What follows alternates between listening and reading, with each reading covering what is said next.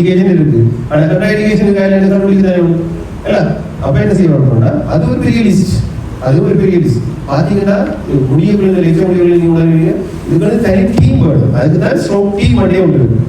சரியா? இடி டாக்டருக்கு நான் கொடுக்கல. வெளிநாட்டில் வந்து இடி டாக்டருக்கு பாரம் கொடுக்கல. இடி டாக்டருக்கு வெளில ஸ்ட்ரோக்கை கண்டுபிடிச்சு சொல்றாங்க. மிச்சம் எல்லாம் ஸ்ட்ரோக் டீம். அது மாதிரி இங்கேயும் அப்படிதான் நாங்கள் டெவலப் பண்ணி வச்சுக்கிறோம். Medical team should take the responsibility for decision making precaution. முதலாவது இமேஜிங்கை வச்சு கண்டுபிடிக்கிறது. சிடியில ப்ளீடிங் தான் எடுக்கலாம் இல்லை ரைட். அடுத்தது அந்த சிடியில சில நேரம் அந்த பேஷண்ட் ப்ரெசென்ட் பண்ண மெசிவ் ஸ்ட்ரோக் வரும். மெசிவ் ஸ்ட்ரோக்னா கிட்டத்தட்ட 1/3 of middle cerebral artery. Natural middle cerebral artery தான் முக்கியமான ஆர்டரி. அதெல்லாம் பெரிய ஒரு இடத்துக்கு கொடுக்குறாங்க. அவர் கொடுக்குற இடத்துல 3/4 பகுதியை தாண்டி சேஞ்சஸ் இருக்கும்னா நீங்க போகலாம். ஏன்னா அந்த பெரிய ஏரியா கொடுக்கலாம் ப்ளீட் பண்ணும். சரி. அடுத்தது வந்து சின்ன வெசல்ஸ்ல ஏதாவது சின்ன சின்னதாக டேமேஜ் வந்ததுன்னா ப்ரீயோசர்ப் இல்லை ரைட். அது வந்து கண்ட்ராண்டிகேஷன் ரிஸ்க் ஆஃப் ப்ளீடிங். அடுத்து வந்து ஹிஸ்ட்ரியில் ஏனியில் இருக்கிற டாக்டர் இல்லை ஸ்ட்ரோக் கிளினிக்ல இருக்கிற டாக்டர் வந்து ஹிஸ்ட்ரியில் விளாண்டு இருப்பாங்க. அதாவது டைம் இல்லை. அடுத்தது வந்து சீஷர் இருந்ததா ரைட். கிட்டடியில் தலையில் அடிபட்டதா 3 monthsக்குள்ள சரிதானே ரைட். முதலும் ஸ்ட்ரோக் வந்ததா ரைட். அந்த விஷயம் இன்ட்ராக்ரேனியல் ஹெமரேஜ் இருந்ததுன்னா கடைசி வரையும் கொடுக்கலாம் சரிதானே ரைட். அடுத்த சப்ஆர்கனல் ஹெமரேஜ் இருந்ததா history. Even history suggestive subarachnoid haemorrhage. Subarachnoid haemorrhage history patient சொல்றது sudden onset thunder clap headache சொல்லுவாங்க. ஆனால் அப்படி பேஷண்ட் நான் கண்டது குறைவு. ஆனால் சிவியர் ஹெடேக் கூட பேஷண்ட் சடன் ஆன்செட். கிளினிக்கலாக நீங்கள் சஸ்பெக்ட் பண்ணுறீங்கன்னா கொடுக்கலாம் சரி. இப்படிக்கான விஷயங்கள் இருக்கு. அடுத்தது ப்ரீவியஸாக 3 monthsக்குள்ள சர்ஜரி எதுவும் ஹெட்டில் செய்திருந்தாங்க ஸ்பைனில் செய்திருந்தாங்க. ஸோ அது மாதிரி ப்ரீவியஸ் சிஎன்எஸ் நெர்வேஜ் டிப்ரவேஷன் ரைட். எங்கேயாவது இடத்துல நான் காம்ப்ரசிபிள் ஏரியாவில் ப்ளீடிங் இருக்குதா ஜிஐடிக்குள்ள ப்ளீட் பண்ணா கையெல்லாம் வந்து கண்ட்ரோல் பண்ணிடலாம். யூரினரி ட்ராக்ட்ல வந்தால் கண்ட்ரோல் பண்ணி அது மாதிரி அப்படியே இடங்களில் ப்ளீடிங் பார்வை பேசியிருந்தோம் சரியா. அடுத்தது ரீசெண்டாக வந்து ஏதாவது ஆர்டீரியல் ஃபங்க்ஷன் நான் காம்ப்ரசிபிள் சைட்டில் வந்து ப்ளீடிங் இருந்தா அதாவது 2 weeksக்குள்ள சரியா ரைட். அடுத்து வந்து ட்ரோமேட்டிக் எக்ஸ்டர்னல் ஹார்ட். நாங்கள் ஒரு ட்ரோமா பேஷனுக்கு வந்து கார்டியக் மசாஜ் கண்ணீரை கொடுத்தனால அவருக்கு ஸ்ட்ரோக் வந்துட்டுன்னா அவருக்கு ட்ரோமலைசிஸ் போயிடலாம். ஸோ அப்படி நிறைய விஷயங்கள் இருக்கு சரி. இப்போ லாஸ்ட் 2 daysக்குள்ள ஹெப்பாரிக் கொடுத்துருந்தா போயிடாது. ரீசெண்ட் லாப் ஃபங்க்ஷன் செய்திருந்தா போயிடாது. இப்படி நிறைய விஷயங்கள் இருக்கு. இதெல்லாம் என்ன செய்யணும் உங்களோட ப்ரோட்டோகால் அடிச்சு இப்போ இருந்தாங்க ப்ரோட்டோகால் வச்சுருக்காங்க. இதுல எல்லாமே இருக்கும். இதில் போட்டு டிக் பண்ணக்கூடிய மாதிரி இருக்கும். ஸோ இப்போ இது வந்து என்ன செய்யுது ஒரு லீகல் டாக்குமெண்ட் என்ன சொல்லுங்க சரி. இதை வச்சு பேஷண்ட்டை விளங்கப்படுத்தலாம். பேஷண்ட்டை நெக்ஸ்ட் ஆஃப் கிண்டையும் விளங்கப்படுத்தலாம் ரைட். அடுத்து வந்து பேஷண்ட்டுக்கு ஏதாவது ப்ளீடிங் டிஸார்டர்ஸ் இருந்தால் ஹீமோஃபீலியா அப்படியான ப்ளீடிங் டிஸார்டர்ஸ் இருந்தால் பிளேட்லெட்ஸ் அப்நார்மாலிட்டிஸ் அப்படி இதெல்லாம் என்னதை வச்சு அப்புறம் ஹிஸ்ட்ரி. அப்போ முதலாவது இமேஜிங்கை வச்சு ரூல் அவுட் பண்ண அப்புறம் அடுத்த ஹிஸ்ட்ரி. அடுத்தது investigation blood investigation. Platelets less than 0.2 கொடுக்கலாம் சரி. கம்ப்ளீட் டீல் பண்ணிச்சுன்னா ப்ளாட் பண்ணேன் பிளேட்லெட்ஸ் இல்லை அதான் காரணம். அடுத்தது வந்து ஐஎன்ஆர் வந்து 1.7 கூட இருக்குது. அதெல்லாம் தெரியும். அடுத்து blood glucose less than 50 or more than 400 இருந்தாலும் நீங்கள் கண்ட்ரோல் பண்ணி பண்ண முடியும். ஹைப்பர்கிளைசிமியா also can cause inflammation in the blood vessels. So இப்போ என்ன செய்யும் ரெஸ்பிரைட்டிஸ் அது ரிஸ்க் ஆஃப் ப்ளீடிங் சரியா ரைட். சுகர் கூட இருக்குது. இப்போ எங்களுக்கு டயபெட்டிக் ஆகிறது ஆயில் குறைகிறது vascular inflammation நடக்குது. எக்ஸாமினேஷன் பாயிண்ட் சரியா. அப்போ எக்ஸாமினேஷன்ல நாங்கள் இப்போ பேஷண்ட் பார்க்குறதுக்கும் திருப்பி போய் பார்க்குறதுக்கும் இதில் இம்ப்ரூவ்மெண்ட் இருக்குது. இது போன நடக்குது எய்டியில் patient இம்ப்ரூவ்மெண்ட்னா we decide don't go for என்ன ப்ரொபலாக்சிஸ் சரியா. அல்லது HISS ஸ்கோர் ரைட். ஸ்கோர் வந்து 4 விட குறைய இருந்தால் போகலாம் சரியா ரைட். அல்லது 25 விட கூட இருந்தாலும் போகலாம். அடுத்தது பிளட் ப்ரெஷர் 185 மேலே 110 மேலே இருந்த டயஸ்டாலிசிஸ் சொல்லி போகலாம். ஸோ இதை பார்த்தோம்னா டிசிஷன் மேக் பண்ணுறாங்க. இந்த பேஷண்ட்டை நீங்கள் சரியாக அப்ரோச் பண்ணி ஃபோக்கஸ் ஹிஸ்ட்ரி ஃபோக்கஸ் எக்ஸாமினேஷன் பேசிக் இன்வெஸ்டிகேஷன் கரெக்டாக இருந்த பிறகு தான் வித் இமேஜிங் இருந்தால் தான் நீங்கள் ப்ராப்பர்லிஸ். ஸோ இதெல்லாம் எப்போ சாத்தியப்படணும் 1 hour சாத்தியப்படணும். அப்போ அங்கே இருக்கிற டீம் எப்படி இருக்கணும் அவ்வளவு விஜிலண்டாக ப்ரோஆக்டிவாக இருக்கும் ரைட் ரைட். இப்போ பார்த்தோம்னா இதுதான் இப்போ கரண்ட் அமெரிக்கன் கைட்லைன்ஸ் என்ன சொல்கிறாங்கன்னா எப்படி இது நடக்கணும். இப்போ பேஷண்ட் எப்போ வரணும் பேஷண்ட் வந்து 15,000 வாங்கணும் ஃபிசிஷியன் பார்த்துருக்கோம். ஸோ இதெல்லாம் சாத்தியமாகணும். நம்ம ஸ்ட்ரோக்கு பற்றி கதைக்கிற இந்த நாள் இருந்தால் இதெல்லாம் செய்ய போகிறோம், இப்படி டாக்குமெண்ட்லாம் அடித்து வச்சிருக்கோம்னா இதெல்லாம் சாத்தியமாக செய்வாங்க, சாத்தியப்படுத்துவாங்க. அடுத்தது ஸ்ட்ரோக் வந்து டீம் ஒர்க்காக வந்துடும், அடுத்த 5 மினிட்ஸ்க்குள்ள வந்துடும், டாக்டர் 15 மினிட்ஸ்க்குள்ள டீம் இருப்பாங்க. அடுத்தது சிடி எப்படி எடுக்கணும், 25 ஹாஃப் அன் ஹவரில் சிடி எடுத்துக்கணும், அதில் டீமோட காய்ச்சி எடுத்துருவோம். அடுத்தது சிடி இன்டர்பிரிட்டேஷன் அப்போ அடுத்த 45 மினிட்ஸுக்குள்ள பேஷண்ட் வந்ததுல இருந்தால் 45 மினிட்ஸ். இந்த 45 மினிட்ஸ் என்ன சொல்கிறேன்னா பேஷண்ட் வந்தது லோ டு ரைட். அடுத்தது லோ டு ட்ரக் 1 ஹவர். அப்போ அதுக்கிடையில் என்ன செய்யணும், நீங்கள் ஹிஸ்ட்ரி எக்ஸாமினேஷன் இன்வெஸ்டிகேஷன்லாம் வந்துடும், நான் சொல்ல கன்ட்ராண்டிகேஷன்.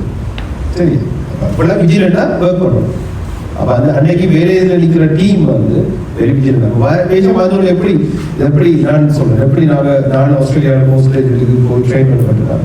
பேஷண்ட் வரப்படியே எங்களுக்கு ஆம்புலன்ஸ் சர்வீஸ் கால் பண்ணுவாங்க. சரியா, கால் பண்ணுவாங்க. பேட் கால்னு சொன்னால் அந்த கால் பேட்மேன் பார்த்துருங்களா, பேட்மேன் அதில் பேட்மேன் சீரீஸ் இந்த அட்வென்ச்சர் அதில் ஒரு கோல் அவருக்கு அதில் ரிங் கொடுக்கும், அதுக்கு தான் வந்து காப்பாற்று. அது மாதிரி தான் அந்த கோல் இருக்கு. அந்த ரிங் டோன் கேட்டாலே இப்போ நான் கேட்டால் கூட அப்படி இருக்க மாட்டேன் அப்படி. சரி, உடனே 15 நிமிஷம் போயிடுவாங்க, அந்த கோலுக்கிட்ட போயிடுவாங்க. அதுக்கு சொல்றது பேட் கால். சரி, அந்த பேட் கால் வெறும் யார் அடிப்பாங்கன்னா பேராமெடிக்ஸ் அடிப்பாங்க. 19 அடிக்க எங்களுக்கு அடிச்சுட்டு வரல, ஆம்புலன்ஸ் சத்தத்தை இங்கே கேட்டால் தான் நாங்கள் யூஸ்மா ஆம்புலன்ஸ் வருதுன்ட்டு. ஆனால் அந்த பேட் கால் பண்ணிடுவோம். வந்து அவன் என்ன சொல்லுவாங்க, எங்களுக்கு அந்த பேட் கால் பார்க்குற ஒரு ஃபார்ம் இருக்கும், பேஷண்ட் டீட்டெயில் எல்லாம், எந்த எத்தனை வயது, மேலா ஃபீமேலா, என்ன பிரச்சனை கம்ப்ளைண்ட், வைட்டல்ஸ் ஏபிசிடி வைட்டல், கடைசியாக expected time of arrival ETA, எத்தனை மணிக்கு எத்தனை நிமிஷத்துல வருவாங்க. சரியா சொல்ல இடிஏ அவங்க இப்படி தான் சொல்லுவாங்க, expected time of arrival ETA 10 minutes மட்டும் தான் சொல்லுவாங்க. எல்லாம் வெரி ஷார்ட் அண்ட் ஸ்வீட்டாக தான் கேட்பாங்க. நம்ம ரிசீவ் பண்ணுறாங்க தெரியும் என்ன வேலைக்காக, ரைட். அப்போ இடிஏ 10 மினிட்ஸ் சொன்னால் அங்கே இருக்கிற டீம் கால் எடுத்தாலும் இந்த பேப்பரோட வந்து சொல்ல, hey team, we are going to have a fund. Fund. We are going to receive a stroke patient. Patient will be here in 10 minutes. என்று சொன்ன உடனே எல்லாரும் அவனை வேலை செய்வாங்க. அடுத்து கெனிமாவோட எல்லாம் ரெடியாக இருப்பாங்க, கூப்பிடுவாங்க, எமர்ஜென்சி டாக்டரை கூப்பிடுவாங்க. நாங்கள் போயிருப்போம். பேஷண்ட் அடுத்த 10 மினிட்ஸ் வர நான் அசஸ் பண்ண நர்ஸ் கேனில் போடுவோம், பிளட் எடுத்து உடனே பிளட் ஸ்டிக்கர்லாம் ஒட்டி டிஸ்பிளே பண்ண மாட்டீங்களா. உடனே கால் போயிருக்கும். முதல்ல நான் சொல்லிட்டு தானே ரேடியோலஜி சொல்லலாம், ரெடி வெரி பண்ணை விட என்ன சொல்றது, ஒரு சந்தோஷமா இருக்கு நீங்கள் செய்யுது. உடனே ரேடியோலஜி கொண்டு போவோம். அவங்க சீட் எடுத்து ரேடியோ எடுத்து வந்துடும், வந்து அவர் ரிப்போர்ட் பண்ணுவோம். சரி, அப்போ யோசிச்சு பாருங்க, உங்கள் குவாலிட்டி ஆஃப் லைஃப் நல்லா இருக்கும். அப்படியான ஒரு இதை நம்மளோட சிஸ்டத்துக்கு கொடுக்க மாட்டாங்க. சரியா, அது முடிய என்ன டிசிஷன் எடுக்கணும். பேஷண்ட் ஈடிக்கு திருப்பி வரும், ரைட். ஸ்ட்ரோக் டீம் வந்துடுவாங்க. ஏன்னா எல்லாம் நாங்கள் ரெடியாக இருக்கிறோம். ஸ்ட்ரோக் டீம் வந்துட்டு டிசைட் பண்ணுவாங்க, அவங்க கிளியர் ஃபோக்கஸ் எக்ஸாமினேஷனுக்கு போவாங்க, இந்த ஸ்கோர் அப்ளை பண்ணுவாங்க, கன்ட்ராண்டிகேஷன் ரூல் அவுட் பண்ணுவாங்க, முடிவு எடுப்பாங்க. சரியா, அடுத்த மாணவர்களை ப்ராப்ளைஸ் பண்ணி. ஸோ இந்த இப்போ நாங்கள் இவ்வளவு கண்டக்ட் பண்ணுறது எல்லாம் செய்கிறது இதை இந்த லெவலுக்காவது நாங்கள் கொண்டு வரணும். அப்போ நாங்கள் விஜயநகர் கொடுக்கணும். இடி டாக்டர் வந்து பேச வந்த உடனே சொல்லிடணும் எங்கள் ரேடியோலஜி. ஏன்னா அவங்க வேறு யூனிட்ல இருந்து பேசி சிடிக்கு வரலாம், அதை டிலே பண்ணலாம். அவங்க எந்த பேஷண்ட்டுக்கும் ப்ரையாரிட்டி கொடுக்கணும், இந்த ஸ்ட்ரோக் பேஷண்ட் ப்ரையாரிட்டி. லேபரட்டரிக்கு அடிச்சு சொல்லணும் என்ன, நீங்கள் ரைட் பண்ண எழுதி very agent we need at least full blood count. உங்களுக்கு ஃபுல் பிளட் கவுண்ட் வரும். எங்கள் ஏரியா டெங்கு ஏரியா தானே. சரி, வேறு ஆல்கோஹாலிக் பேஷண்ட் கூட பிளேட்லெட்ஸ் குறையோட இருப்பாங்க. ஸோ அதனால அதுலாம் நீங்கள் எடுத்துருவோம். இதெல்லாம் வேற வேலை இந்த டீம் நர்சஸ் வேலை. சரி, அப்போ நான் சொல்கிறேன் நீ சொல்கிறேன்னு பார்க்காம டீமாக வேலை செய்ய தொடங்கும். Right, okay. ஸோ இப்படி செய்தவங்க என்ன அடுத்த ஸ்ட்ரோக் யூனிட்டுக்கு அங்கே ஹோம் பேஜ் அடுத்த 3 hours ஸ்ட்ரோக் யூனிட்டுக்கு போயிடும் patient. So you have stroke unit. நாங்கள் அப்படி ஒரு இடத்தை வச்சுட்டு இந்த இப்படி ஒரு பாத்து கிரியேட் பண்ணாமல் இருக்கிறது கிடையாது. இல்லை என்ன சரி. இப்போ ப்ராப்ளமைஸ் பண்ணியாச்சு. இப்போ இதில் ஒரு குழப்பம் ஒன்று இருக்குதானே, சில நேரம் ஸ்ட்ரோக் பேஷண்ட் வந்தவங்க என்ன ட்ரக்கை கொடுக்குது. இப்போ நர்ஸுக்கு டாக்டர் ஒன்று கொடுக்குறதே இல்லையா. நான் 18 வருஷமா இந்த எமர்ஜென்சியில் இருக்கிறவங்க எனக்கு தெரியும் அப்படின்னு நர்சஸ் சொல்லுவாங்க. டாக்டர் ஒன்று கொடுக்குற இல்லையா கேட்டா, இப்போ டாக்டருக்கு என் அப்பா கிளிக் ஆகும் எது கொடுக்கணும் தெரியும். ஆஸ்பிரின் கொடுக்குறேன்னு சொல்லுவேன். இது நடந்திருக்கு ரைட். ஸோ ஆஸ்பிரின் வந்து கொடுக்கல யாருக்கு நீங்கள் டிசைட் பண்ணீங்க இந்த பேஷண்ட் த்ரோம்பலைஸ் போக்குறீங்கன்னா கொடுக்கலாது. எப்போ மட்டும் கொடுக்கலாது, பேஷண்ட்டுக்கு த்ரோம்பலைஸ் பண்ணி அடுத்த 24 மணி நேரத்துக்கு பிறகுதான் அதுவும் அடுத்த சிடியை எடுத்து பார்த்து தான் கொடுக்கலாம். அது மட்டும் ஆஸ்பிரின் இல்லை. ஆனால் அட்வாஸ்டேட்டின் கொடுக்குறேன், அட்வாஸ்டேட்டின் கொடுக்குறாங்க. ஏன்னா அந்த நாங்கள் என்ன எடுக்கிறோம் அட்வாஸ்டேட்டின்னா இந்த த்ரோம்பஸ் அட்ரோஸ்க்ளூரர் ஆப்ஷன் பண்ணி காயமாக்கி அதெல்லாம் த்ரோம்பஸ் வந்து அடைச்சிச்சு. அப்போ அந்த காயத்தை ஹீல் பண்ண வைக்கிறது தான் நாங்கள் என்ன கொடுக்குறாங்க அட்வாஸ்டேட்டின் கொடுக்குறோம். 80 மில்லிகிராம் கொடுப்போம். சரி, அது ஸ்லோகம், அதில் இந்த ப்ளீடிங்கில் பிரச்சனை வராது. அடுத்தது ஆஸ்பிரின் யாருக்கு அப்போ கொடுக்கலாம்? நீங்கள் ஸ்ட்ரோக் கண்டுபிடிச்சிட்டீங்க, த்ரோம்பலைஸ் போக்கரலன்னு முடிவெடுத்துட்டீங்க, ப்ளீடிங் இல்லை சிடியில், சரி patient 8%, so not candidate for the த்ரோம்பலைசிஸ்னா நீங்கள் போகலாம். அவ்வளோ போகலாம். லோடிங் டோஸ் 300 கொடுக்கலாம். சரி, மற்றபடி நாங்கள் ஆஸ்பிரின் கொடுத்துருக்கோம். ரைட். இப்போ ஆஸ்பிரினுக்கு பேஷண்ட் சொல்லுது, பேஷண்ட் மகன் பக்கத்தில் இருக்கிற அப்பாவுக்கும் அம்மாவுக்கு ஆஸ்பிரின் கொடுத்தா வயிற்று ஆன்சர் கொடுக்கும் சொன்னால் என்ன செய்வீங்க? சொல்லுவாங்க பயப்படலாம். அதுக்கு அடுத்த ஒரு வேலை இருக்காங்க பிபிஐ என்ன கொடுக்கலாம்? பிபிஐ கொடுக்கலாம். ஏன்னா பிபிஐ ப்ரோட்டோகால் மீட்ரோசோல் ஐசோமீட்ரோசோல் கைலப்ரோசோல் அதில் கொடுக்கலாம். பேஷண்ட் சொல்ல பேஷண்ட் விழுங்கல, அது பேஷண்ட் என்ன செய்வோம்? ரெக்டலாக கொடுக்கலாம். நாங்கள் பேர் ரெக்டல் இல்லை, இல்லாட்டி என்ஜியை போட்டு என்ஜி பிளான் கொடுக்கலாம். நாங்கள் அது கோணா ப்ராக்டிஸ் பண்ணலாம் இல்லை. ரைட். அடுத்த ஒன்று ஆஸ்பிரினுக்கு அலர்ஜின்னு சொல்கிறாங்க. அப்படியே நேரம் குளோபினோபின் போகலாம். சரியா? இதெல்லாம் ஞாபகம் வச்சு பண்ணுவோம். ரைட். குளோபினோபின் போகலாம். சரி, குளோபினோபின்னா அடுத்த ட்ரக்ஸில் இருக்கா நாங்கள் ரிசெப்டரில் இல்லை. ரைட். ஸோ அதுக்கு போகலாம். ரைட். அடுத்து என்னென்ன கேள்வி?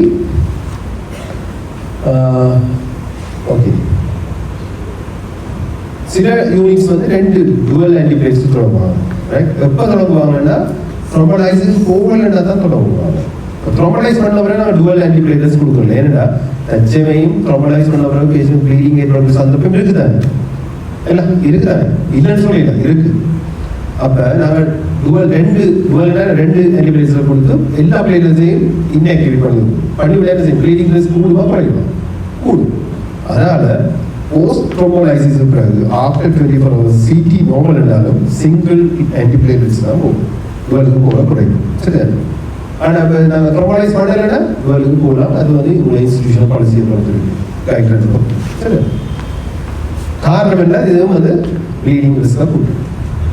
மற்றது சில யூனிட்ஸ் சில இடங்கள்ல வந்து நம்ம அது சில மலேசியாவில் சில இடங்கள்ல வந்து ஆன்டிகோஆகுலன்ட் தொடங்குவாங்க. ஹெப்பாரின் வந்து நாட் ரெக்கமெண்ட். சரி.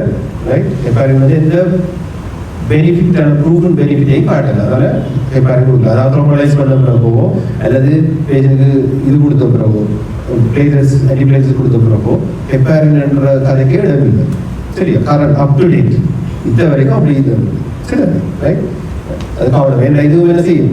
ப்ளீடிங் ரிஸ்க்காக கூட்டும். இப்போ நான் சொல்ல மெசிவேரியான இன்ஃபெக்ஷன் வரும்னா அது அந்த இடம் நீங்கள் தொட்டாலே கசியும், ரத்தம் கசியும். அப்போ இதில் போய் என்ன செய்யும்? உள்ள ப்ளீட் பண்ண வச்சு. சரியா? நீங்கள் அந்த போஸ்ட்மார்ட்டம் செய்த பிரைனில் பார்த்தீங்கன்னா சில விஷயங்கள் நாங்கள் சரியாக மைண்டில் நிற்கும். சரி. அந்த இன்ஃபார்மேட் இஷ்யூ நீங்கள் நினைக்கிற மாதிரி இல்லை. சரியா? சும்மாவே தட்டினீங்கன்னா உடைஞ்சிடும், சும்மாவே வச்சாலும் உடைஞ்சிடும். ரைட். எந்த சர்ஜன் நான் இன்டர்னல் எந்த சர்ஜன் எப்படி நீ அக்யூட் அப்பெண்டிசைட்டிஸை கண்டுபிடிப்பாங்க. நாங்கள் பயாப்சி அனுப்புகிறாங்க. நான் இப்போ ஊசி பண்ணுங்க என்ன தெரிய என்னது சொன்னாலும் பிறகு பேச்சு முடியாது. அட்வைஸ் ஆகும். சொன்ன பைத்தங்காய் உடைச்சிருக்கேன், அம்மாவுக்கு பைத்தங்காய் உடைச்சி கொடுத்துருக்கேன். உடைச்சு அப்படி உடைக்கும். பைத்தங்காய் படித்தா டாக்டர் உடைக்கும். சர்ஜன் நினைக்கிறேன் அப்பெண்டிக்ஸ் வெளியில் வட்டியை எடுத்தாச்சு உடைச்சுக்கோம். பைத்தங்காய் உடைக்கூடாது. ஸோ அவ்வளவு என்ன ஃப்ரெஜாயில் அண்டையிலேருந்து விலகி கொண்டு இருந்தா இன்ஃப்ளேம் டிஷ்யூ எல்லாம் வந்து ஃப்ரெஜாயில். சரி. அதெல்லாம் கவனமாக இருக்கும். ரைட். ஸோ இப்போ சொல்லுவோம், இப்போ பேஷண்ட் வந்து ஸ்ட்ரோக் பண்ணி கண்டுபிடிச்சிடும். ஆனால் பேஷண்ட் வந்த நேரம் வந்து மோர் தேன் 4.5 hours. ஆனால் அந்த பேஷண்ட் குவாலிட்டி ஆஃப் லைஃப் முக்கியம். Breadwinner of the family, young patient. சரியா? வேறு ஆப்ஷன் இருக்காது, வேறு எதுவும் ஆப்ஷன் இருக்கா? த்ரோம்போலைசிஸ் போயிடாது. போனால் ப்ளீடிங் ரிஸ்க் வந்துருக்கு. அல்லது பேஷண்ட் டைமுக்குள்ள வந்துருக்கா ப்ளீடிங் ரிஸ்க் இருக்குது. ஆனால் பேஷண்ட்டுக்கு ஏதாவது செய்து பேஷண்ட் நார்மலுக்கு கொண்டு வர நாங்கள் ட்ரை பண்ணுவோம். வேறு ஆப்ஷன் இருக்கா? எஸ்.